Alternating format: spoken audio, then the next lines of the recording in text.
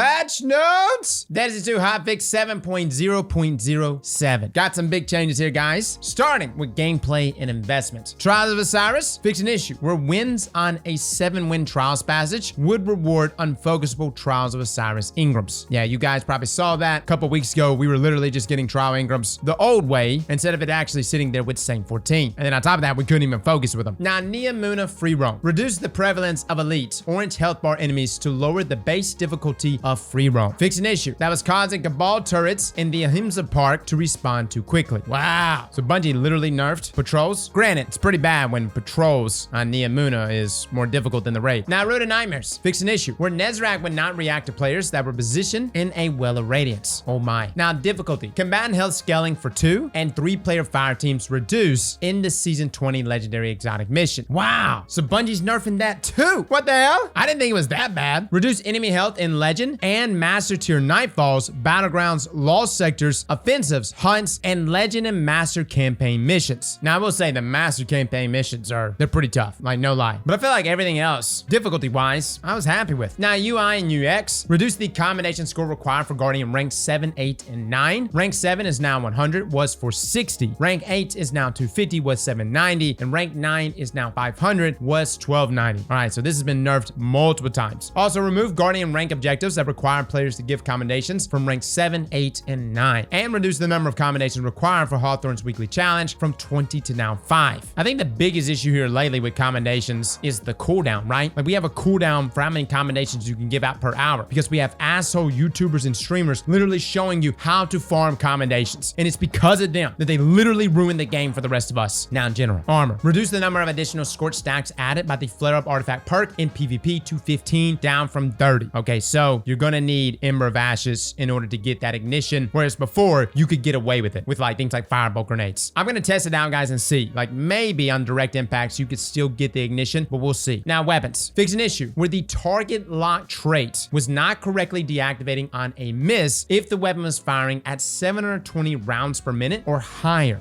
Wow. So it's because it exceeded those rounds per minute that target lock wouldn't deactivate. Interesting. In some ways, this is a heavy nerf to Immortal. You even got the seasonal auto rifle, what is it, Perpetualist, and Rufus as well, which is a 720. So both Rufus and Immortal got nerfed from this. Not substantially so, but still a nerf. Whereas Perpetualist was 600 rounds per minute, so it didn't even apply to that weapon. But regardless though, we're gonna have to play with Immortal and see how that plays out now. Now, fix an issue where some players were unable to acquire the Wrist Runner Catalyst. Also, fix an issue where Quicksilver Storm and Touch of Malice were not receiving the 40% damage bonus against minor enemies. Now, power and progression. Fix an issue where certain ghosts and weapon mods were not correctly unlocked when progressing through Guardian ranks. Also, fix an issue where certain new players were missing access to patrol destinations. Now, we did run some testing real quick, guys, right after this hotfix went live, and pre-damage for Touch of Malice to where it is now post is doing 33.6% more damage. And for Quicksilver Storm, pre-damage versus post is about a 34.8% increase in damage. Now, keep in mind, we're supposed to be 5 levels under on Neomuna, but at the same time, I'm pretty sure we're supposed to be doing 40% more damage. So that's leaving us wondering what the hell happened to that other 7%. This could be something to do with the power delta, but at the same time, we were still at that power delta even before this hotfix went live. So again, we'll be running numbers more on this, guys. Now, as far as Nezarec and what's actually changed with him, Clyde and even Saul Greppa posted that the change to Nezarec was actually just the glitch. You see, Nezi could get glitch so that he just wouldn't attack you. So it appears that that won't happen anymore. But as far as like actually changing him up mechanically to the point where he's like jumping up onto the platforms, that doesn't seem to be changed at all. This is just purely targeted to that glitch. Now onto the TWAB. Another week, boys, and another TWAB. This week at Bungie, we're still recovering from the emotional roller coaster that was last week's story mission and this week's remembrance centering around a mana holiday. While we're still making our best attempt at pretending we aren't sobbing messes over our favorite mechanic, we did want to share our preview of the mid-season weapons update. Oh my, it's actually happening. A fun behind-the-scenes look at the development, animation horrors, and an update on what our player support team is working hard on. Now here's what we're going to be digging into this week. A preview of our mid-season update from the team. This is going to be a big one, guys. Answering a question about one particular weapon players are searching for, a behind-the-scenes look at the placeholder animations regarding that gun, an update from our player support team on known issues and coming updates, and community's favorites, art of the week, and movie of the week picks. Now, before moving on to the actual TWAB, we wanted to pay tribute to the incredible, amazing Amanda Holiday. Last week, we all said goodbye to a character that proudly walked the Guardian path in every way but her title. Holiday gave her life during Season of Defiance, and she did so in the most Amanda way possible, like a compassionate badass with a capital B. No matter her trials, her heart never shied away from caring about those around her, even when her mind begged her to be more reserved. We saw it with her friendship with Crow, and against all odds, we saw it in the small ways that she showed our Vanguard that she was there to support them. We also saw it each time we spoke with her, even if we just needed a little ship tune-up. On a more personal note, I worked on an aircraft when I was active duty military, so I always looked up to Amanda as a character and felt a special bond with her. I could see myself in her. I wanted to be her. She was a light and had a strength I don't even think she knew about. It has always been inspiring, and her journey will continue to inspire long after her sacrifice. Amanda Holiday gave up her life to help those around her, for those who needed protection, needed safety, and she sacrificed herself for a cause she believed in, and it's our job as Guardians to make her proud. Now, time for a difficulty conversation. We've been keeping an eye on community feedback on overall difficulty since Lightfall's launch, and we have some changes in today's update and future updates that retune certain experiences. In today's update, we've reduced Legend and Master enemy HP scalars for non-boss units, which we felt were a little higher than we liked. We also reduced enemy HP scalar in all non-raid and dungeon Legend Master activities by 10%, and we reduced the co-op enemy HP scalar in Legendary Avalon by 33% in a full fire team. Wow, that is a whopping nerf to enemies, especially the 33% for full fire teams. Now, we've also made some additional reductions to combination requirements so that players can reach their milestones at a more enjoyable pace. So we reduced Hawthorne's weekly challenge commendation target from 20 to now 5. Also, the Guardian rank objectives that require players to give commendations from rank 7, 8, and 9 have been removed, and they further reduced commendation score requirements for Guardians rank 7 through 9 significantly. Rank 7 is just 100 now, rank 8 is 250, and rank 9 is 500. Now, mid-season preview?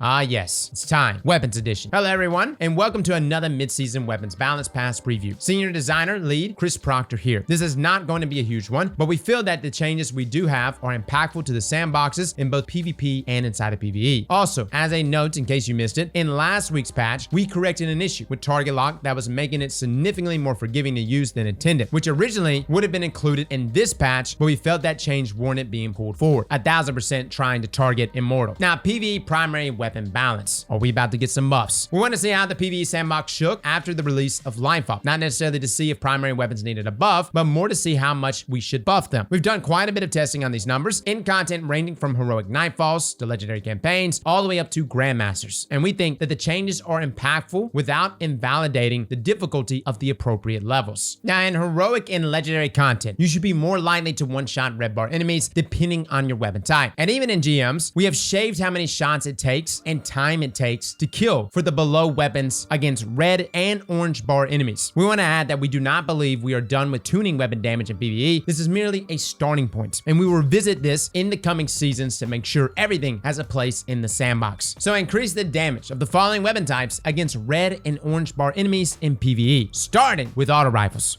Auto rifles face steep competition from SMGs within parts of their range, which in this case is pretty much all the range, Bungie. What you talking about? And having a longer possible engagement distance wasn't doing enough to offset it. We don't want auto rifles to defeat combatants faster than SMGs, as that would flip the script and invalidate the lower range options instead. But we did feel we could close the gap substantially. Auto rifles, you are getting a 25% buff in PvE. Somebody break out my Quicksilver. 'Tis time. Pulse rifles and hand cannons have been considered weaker in harder PvE content for some time, so we wanted to make sure that the buff we gave them was substantial, while at the same time keeping them below the lower range options in terms of pure lethality. Pulse rifles have struggled. Why, yes, they have. They're pretty shite, being less effective than scout rifles despite, for the most part, having a less effective range. We also put sidearms into this group because they similarly lacked in damage output compared to the longer range SMGs. At these values, pulse rifles should be in a more reasonable spot. Hand cannons should feel like they pack more of a punch, and sidearms should fall much better into that high risk, high reward category. So pulse rifles, hand cannons, and sidearms are getting a buff by 20%. Let's go, boys. I want you to know, don't get me wrong, I love builds, but there should be a nice balance, harmony between utilizing neutral game abilities and utilizing your weapons. And I feel like we've been kind of steering away, especially from primary weapons, right? Now, scout rifles. We need to be careful tuning scout rifles up too much because they offer the benefits of very safe engagement ranges paired with unlimited ammo. So making them too strong instantly turns most in-game PvE content into sit as far away as possible and plink, which we want to avoid. That being said, after the changes to the other weapons, they felt like they were trailing just a little too far behind, so we moved them up as well. So scout rifles are getting a 10% buff. This This is a perfect opportunity for me to plug our Polaris Lance build. Fellas, it's nasty, and it's only getting nastier. Now, SMGs and bows. We tuned the rest of the primary weapons using these two archetypes as benchmarks. But as mentioned above, we will continue to keep an eye on the primary weapon balance in PvE and may revisit their tuning as needed. AKA, we're not nerfing them for now, but we're Bungie, so you never know. Rest in peace, Winterbites! Now, weapon archetypes. Submachine guns. Aggressive frame SMGs have been far too strong in the PvP meta for the last couple of months, with a handful of outliers taking most of the credit. The Ikelos SMG was something of a mystery to us, as we continually felt and got reports that the gun seemed to have much better stability than its stats would indicate that it should, compared to other SMGs. Originally, the Ikelos SMG was built back in the Warmind era, when we had fewer guidelines on how to keep weapons balanced, and upon doing a deeper investigation, we found that some custom tuning had been added to the weapon scope to give it that recoil reduction effect. Big shout out to Vicarious Visions, they be looking out. Now, for comparisons, the recoil reduction tuning was likely having an effect nearly equivalent to Zim Moment at max strength. Wow! Okay, that's kind of busted. Vicarious, you went too hard! We have removed that custom tuning, and the recoil should now feel in line with other SMGs. Looky there, guys. Everybody but Cronus users are crying. Now, the Ikelos SMG removed some tuning in the custom scope, causing these weapons to have significantly less recoil than intended. The recoil is now in line with other aggressive frame SMGs. We're also aware that this change in isolation, while noticeable, is unlikely to put much of a dent in aggressive frame SMGs in its current dominance. So we have a larger change to reduce the damage of aggressive subfamily that will release alongside Season 21. This change will be targeted at shifting the resiliency threshold where the gun can achieve its optimal 0.67 time to kill down to a lower value to force a more reasonable 0.77 second time to kill against most players, while also decreasing the forgiveness of missed crits. I see. Now you're probably wondering, Cross, how does this affect Immortal? Talking about Ikelos like it's still the meta. And don't get me wrong, Ikelos is still good amongst other 750s, but Immortal is definitely top dog. Well, unless they say something about Immortal directly, it's still gonna be reigning supreme. Just saying. Now, fusion rifles. When we last touched fusion rifles, shotgun had seen a big drop in effectiveness, and we were concerned that rapid fire frame fusions would rise up to take their place. As such, we preemptively nerfed rapid fires pretty hard. In today's sandbox, this is less of a concern due to the renewed strength of shotguns following the airborne effectiveness and pellet spread changes. So we've walked back some of the damage nerfs that we made to rapid fires. This change will push them back to defeating all resilience levels in 7 bolts and give them a decent bump to ease of use. So we increase the burst damage by 15, damage per burst goes from 245 to now 260, and damage per bolt goes from 27.2 to 28.9. Damage in PvE is unchanged. Now what this means, guys, it's very simple. Look in your vault. Acquire thy fusion rifle named Lightly Suspect. Obtain craftable roll, profit in PvP. Now trace rifles. Oh boy. Trace rifles are in a bit of a precarious spot in the Crucible. In the right hands, they can kill very quickly from long ranges, even outside of their optimal time to kill. On the other hand, they can be difficult to use. They often feel heavily ammo limited if you're not hitting the optimal TTK. We did a lot of experimenting with them for this change, including multiple combinations of damage and crit ratios, and settled on the values below as the highest that we could push their damage output before they become frustrating to deal with in the Crucible. Interestingly, with damage any higher than this, the feeling was that they had a surplus of ammo, especially in 6v6 modes, and could often net 2 kills per special brick picked up, which was concerning. Again, Bungie really just wants that to be 1. Once we moved their damage values, they still felt like they needed a little bit more, and we wanted to lean harder and to make them feel good to use, so we increased the effect that stability has on reducing flinch at the high end of the stats. We'll monitor this change when it goes live and may revisit the ammo situation in a future update if their effectiveness remains low. Also, increase base damage by 4%. Base damage goes from 12 to now 12.5. Reduce precision multiplier from 1.4 to 1.35. Crit damage goes from 16.8 to now 16.9. Very nice. And increase the effectiveness of stability at reducing flinch by 10% at 100 stats. Scales down at lower values. I think that's the main thing, guys. Trace rifles, to me, does not handle flinch good. Now, honestly, very small bumps across the board here for trace rifles. Again, kind of like some of our other weapons in the game. Every now and then you find that one guy that uses trace rifles and they pop off and it's annoying as hell. It's like that one person that uses fighting line and they're a beast with it. Trace rifles, just like a lot of other weapons, can be extremely deadly in the right hands, especially folks that cheat, right? Like they never miss and they have fast time to kill because it's a trace rifle. Now, sniper rifles. Rapid fire frame sniper rifles have long struggled to find a place in both PvP and PvE meta. Now, in PvP, their inability to kill with 2 body shots puts them on uneven footing with other snipers. Why, yes, it does. And in PvE, their fast RPM but standard inventory size means you constantly feel low on ammo. Bungie, did you read my diary? What the hell? To address these concerns and differentiate them from other sniper subfamilies, we've reduced their recoil by 50%. Oh, now this means hitting a crit on a boss or a champion in PvE is much easier, and taking rapid follow-up shots in PvP is too. Dude, that's nutty, actually. We were landing some crazy shots this past week playing with the rapid fire sniper rifle, which we're gonna have a review on very soon. But this change, oh my. We also have increased the inventory stat by 30%, which should give them a lot more rounds to play with inside of PVE. So reduce recoil by 50% and increase total ammunition, magazine plus reserves by 30%. Guys, that is a huge change. I know it doesn't seem like much, but considering you can't get the double body shot with these sniper rifles inside of PvP, which you are going to be able to do because of the reduction there in recoil, is just go for the double headshot. And believe me, guys, under fire, it's crazy how often these snipers actually land the kill. Now, moving on to exotic weapons, starting with Final Warning. Final Warning being able to track targets through barricades, while funny in some cases, felt pretty unfair to play against and was not an intended mechanic of the weapon. So now, or when this patch actually goes live, can no longer mark targets through Titan barricades. Honestly, guys, I haven't seen anyone else using Final Warning. Like, we used it for the first week. It was pretty fun, and then that was it. TWAB. This weapon is something we have been keeping an eye on for a while, and with the spotlight being shown on aggressive frame SMGs, it felt like TWAB has had its time in the sun. When the weapon was introduced, there was substantially less survivability in PvP, and the intention was that it would take nearly 2 full engagements to get Ravenous Beast active, which made it one of the costliest perks we had in the game, and justified the extreme power that it offered. As the sandbox has progressed, however, survivability has increased, and it has become possible for Ravenous Beasts to be very close to activating after a single engagement. This has meant that savvy players could purposely bait or take small amount of damage, like standing in a grenades effect, to top off the perk, and then have it active for the second engagement. The increased ease of access has made Ravenous Beasts an outlier in today's Crucible, and we are left with the options of reducing the potency of the perk itself or trying to make its activation more difficult, and we decided to work with the latter. This reduction in energy granted from taking damage puts the onus back on the user to deal damage and shifts the balance of the perk back towards a difficult activator that justifies its reward of a potent effect. In addition, we are continuing our mission to address zoom outliers, and this felt like a good time to reduce the zoom of TWAB back down to something more in line with the rest of the SMG archetype. So we reduced the amount of Ravenous Beast energy generated when taking damage from 3% to now 1%. Again, really pushing you to use the weapon to deal damage rather than take damage. Also, reduce the zoom from 16 to 15. That's going to be a huge one, guys. Obviously, it's still going to shred within range. Now, Revision 0. 4 times the charm. Working when Revision 0 went into Hunter's Trace is a fun and intended interaction, but it caused some unfortunate issues. Activating it too early while the perk was up caused the weapon to overflow its limited mag size and return to the normal pulse rifle mode. We have made it fixed so that 4 times the charm can continue to work while Hunter's Trace is active, but it will no longer not be able to grant ammo until all shots have been expended. This means you can still enjoy the 2 free shots provided by the perk as long as you hit all 4 Hunter Trace rounds without worrying about being kicked out of the mode. In addition, we have buffed the damage of the Hunter's Trace rounds by 25% in PvE, and we have buffed the Hockey Heavy Burst rounds by 75% in PvE. This will now make it more of a trade-off when choosing between the original perks, either dealing more damage in the primary mode but charging Hunter's Trace more slowly, or dealing less damage but charging the bonus shots more quickly. I like the separation there. Now, 4 times the charm will now be reset when entering Hunter's Trace. This will prevent the issue of firing a single shot while in Hunter's Trace and being forcibly returned to the pulse rifle mode when 4 times the charm activates. Also, increase PvE damage on the Hunter's Trace rounds by 25% and increase PvE damage of the Hockey Heavy Burst rounds by 75%. Now, let me just kind of give you a lesson here on Revision 0 if you're not understanding what they're talking about. 4 times the charm is an exotic catalyst that you can add to Revision 0. And again, landing 4 shots will return 2 rounds. You actually had 2 firing modes, both the Hockey Light Burst Fire and the Hockey Heavy Burst Fire. There really wasn't a big difference other than the Hockey Light Burst, which is a 4-round burst, charge your super shots faster than that of the Hockey Heavy Burst. But now that you have this difference here in damage, the trade-off will be either, hey, do you want to go with the heavier damage but slower charge for those super sniper shots, or do you want to prioritize those super sniper shots with the Hockey 4-round burst mode? Now, as far as what they're talking about with 4 times the charm, you could actually land a single burst of Hockey Heavy in its 2-round burst mode, then proceed to hold your reload to swap to your sniper shots, and then shoot 2 shots, which would then automatically refund 2 more shots. And the reason for this is because 4 times the charm was registering the 2-round bursts as 2 shots, and it was still ongoing, so that when you landed 2 sniper shots, it refunded 2 sniper shots. Then you would land 4 more sniper shots, and it will refund 2 more, and then you would land those final 2. The reality is, guys, this was a workaround which allowed us to land 8 sniper shots in a row, which was hot